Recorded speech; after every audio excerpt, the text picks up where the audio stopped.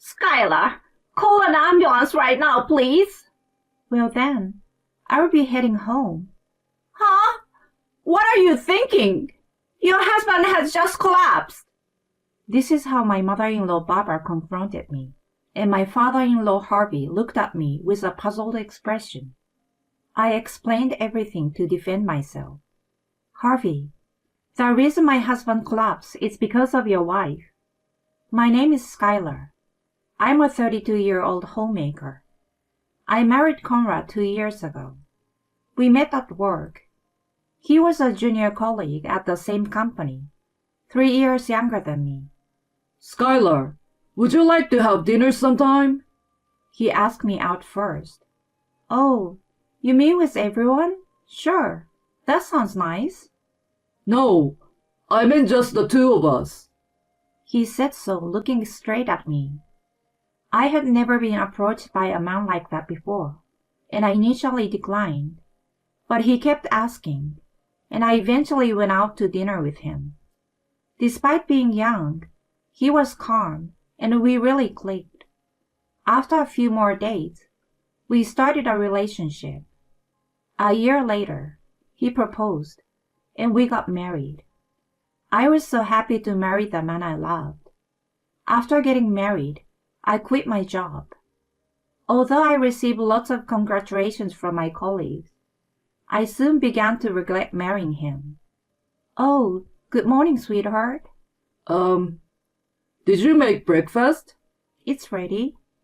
He always seemed grumpy in the mornings due to low blood pressure. What's this? Well, it's fried eggs, lettuce salad, and toast. I can see that, duh. I'm talking about the eggs. Why are the eggs runny? Oh, well, I heard that runny eggs are easier to digest. You know, you once said you have a weak stomach. Don't do anything like that. I want my eggs fully cooked. Remember that. Noted. Make it again. What? I can't eat this. Make it again. He then threw the eggs I made into the trash. I'm eating toast, so make it quick. I was stunned. What are you doing? Don't just stand there. His harsh words snapped me out of it, and I quickly remade his eggs. He ate without a word, didn't clean up after himself, and started getting ready for the day. I was shocked by his behavior so soon after our marriage, but I had quit my job and still loved him. I didn't want to get a divorce so easily after being blessed by so many. I thought he was just not a morning person. That's what I told myself, and decided to see how things went. In the evenings, he was different, not grumpy like in the mornings. Oh, fried chicken tonight. Nice. It will be ready in a bit. I've also chilled some beer for you. Great. I will shower first. He was kind and cheerful, just like when we were dating. Dinner was enjoyable, and we had lively conversations. I was relieved, thinking he was just not a morning person. I was careful with breakfast, avoiding anything that upset him, and noting down his preferences to avoid repeats. Gradually, I got used to managing his moods and our distance in the mornings, and became perfect at managing our household. He seemed satisfied with our daily life. He was very kind in the evenings and on his days off, and we shared some quality time together. We were living a happy newlywed life, but it didn't last long. What? A transfer? Yeah, it's still in the city. I see. But the commute will be tough, so let's move. We are renting now. Let's move to a condo near my office. Well, I guess we could do that. I wasn't opposed, and I didn't really like the layout of our current place anyway. So we visited real estate agencies to find a new place. How about this place? Yeah, but it seems a bit expensive. But it will make our lives more comfortable, right? Plus, it has a great kitchen. It will be easier for you to cook. That's true. Let's go for it then. And that's how we decided on our new place. The new place was as comfortable as my husband said it would be. The new kitchen was super easy to use and made cooking a lot of fun. My husband's commute was shorter now, so he got to sleep in later, which made him less grumpy in the mornings. I was really glad we chose this apartment. However, a new problem arose. Skylar, I'm here. Barbara, what brings you here all of a sudden? What? Do I need a reason to come here? No, that's not what I meant. Then there's no problem. Can you make me some coffee right away? Saying this, my mother-in-law walked into the living room and plopped down on the sofa. I reluctantly made her coffee and served it to her. Where are the cookies to go with the coffee? I don't have any right now. Why not?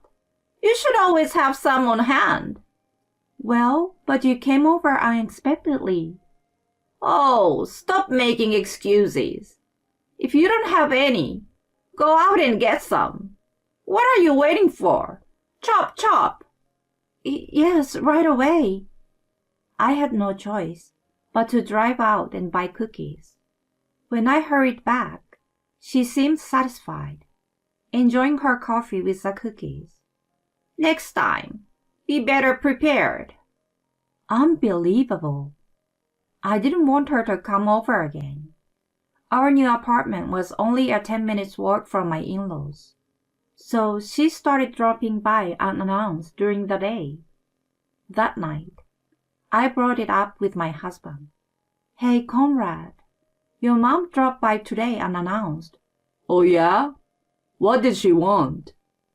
Nothing really. She just made me go buy cookies and then relax before leaving.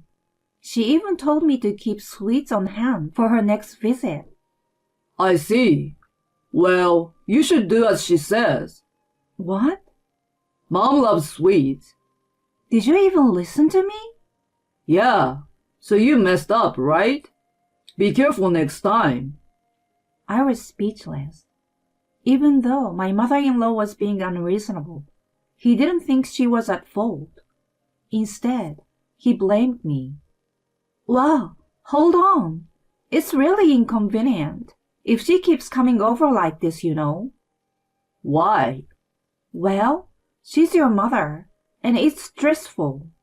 Plus, she criticized my cleaning today, and even my taste in interior decor.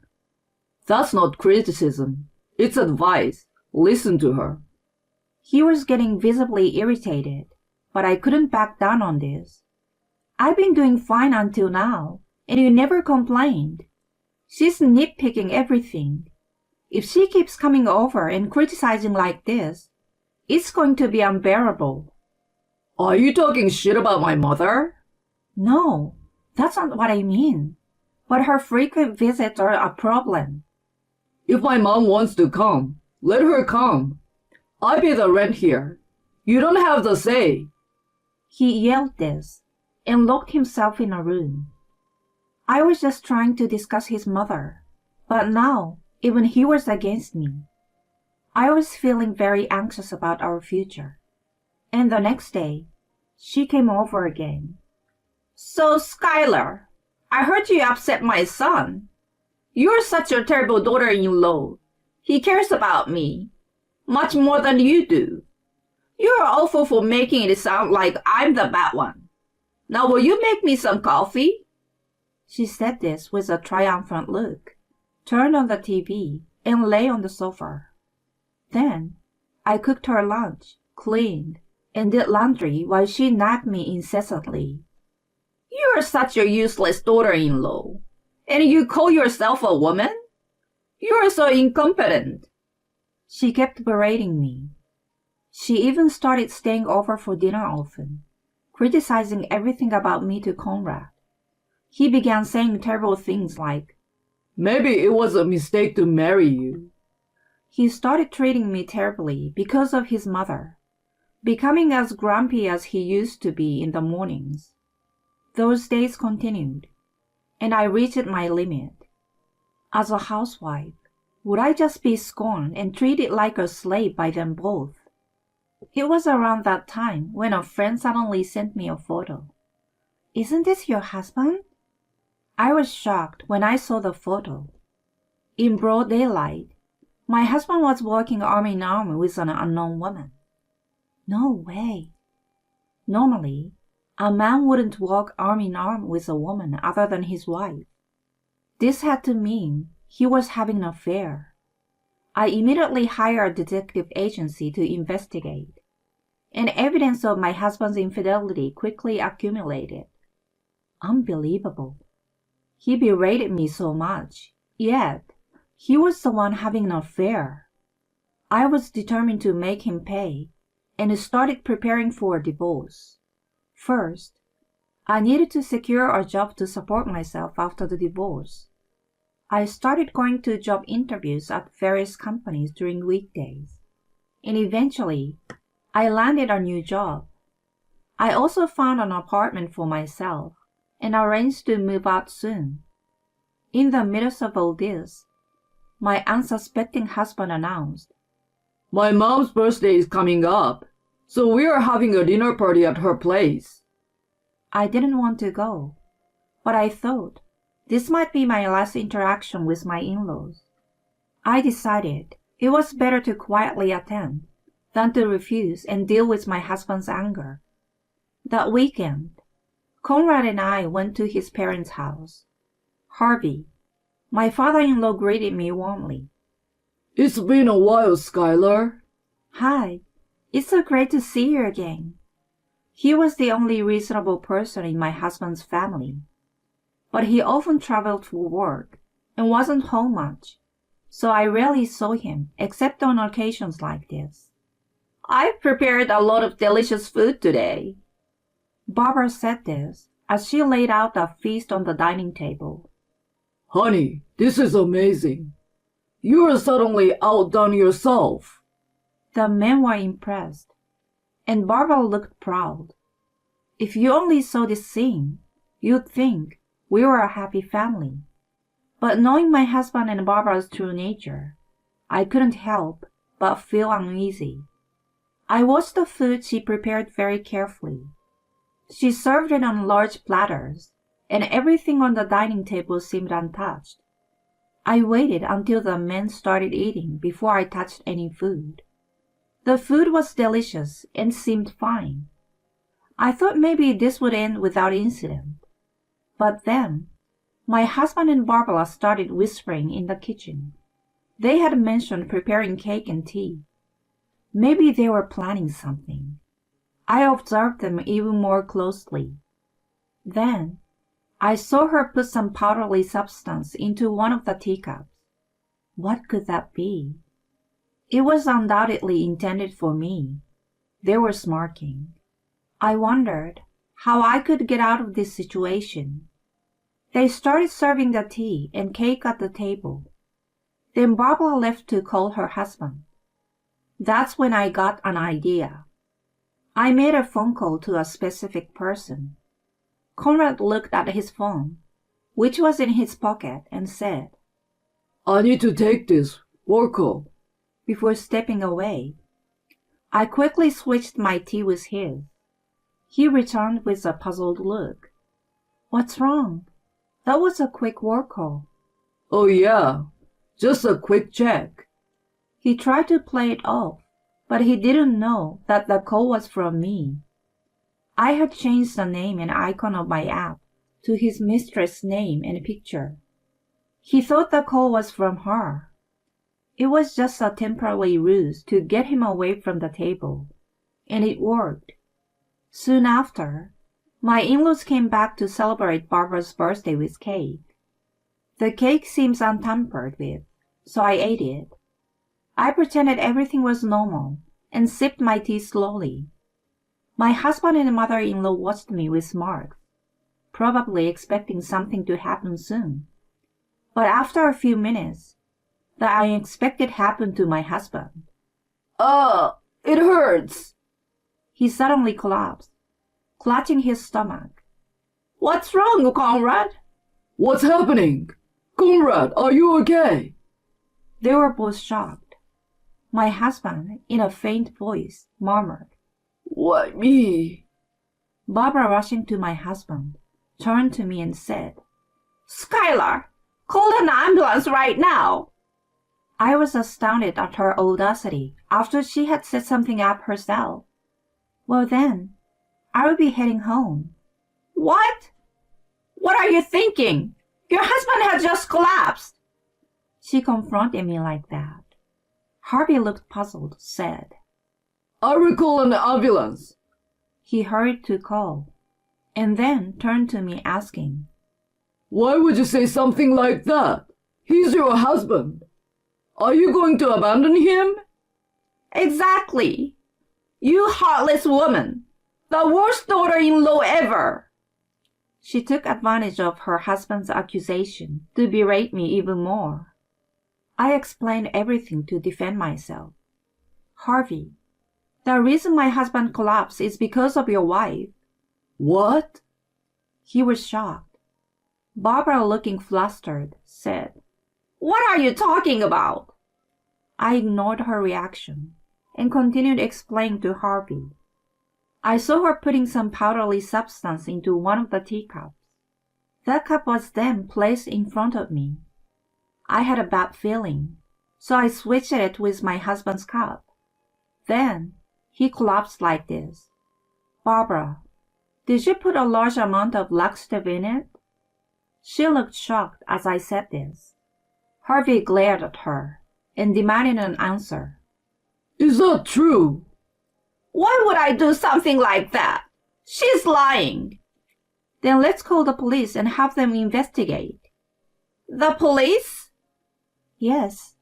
Intentionally administering a laxative can be considered assault. It's a serious matter that could involve the police. I didn't know that. She inadvertently slipped up. Harvey and I didn't miss her admission. You just admitted to putting the laxative in. Why would you do such a thing? Well, Harvey, your wife and son have been bullying me terribly. What? I have recordings of some recent incidents on my voice recorder. Please listen to them later. You will understand how they've been harassing me and why they might have spiked the tea. He sighed in disbelief. She then turned her anger on me. How did you manage to switch the cups? My son was supposed to be watching. That was easy. I called him, pretending to be his mistress. What? My son is having an affair? She clearly didn't know. Harvey was speechless. I have pictures as evidence. I planned to divorce him after today's meal, but I didn't know you two were planning something so awful. I'm glad I was cautious. Don't worry. I will make sure you both face the consequences. I left their house, hearing Harvey's angry voice at Barbara. An ambulance passed by, likely taking my husband to the hospital. A few hours later, Harvey contacted me. He apologized for what happened at the birthday party and discussed the future. He had scolded them and ensured that Conrad would agree to a divorce and pay alimony for the affair. He also said I could claim compensation for the emotional distress caused by their abuse. I gratefully demanded everything I was owed, including compensation from the mistress. Harvey, affected by the incident, decided to divorce Barbara. Having never worked, she ended up moving in with my ex-husband, where she found the mistress already living, leading to constant arguments between them. Conrad, burdened with hefty alimony, higher rent, and the cost of supporting 3 adults, was worn out both physically and mentally. With no allies at work due to his affair, he lived in isolated misery. Karma is a bitch. As for me, I successfully moved to a new place and started a new life. I'm working hard at my new job and enjoying the comfort of my new home. For now, I'm focusing on my career. planning to start studying for qualifications to further advance in my field.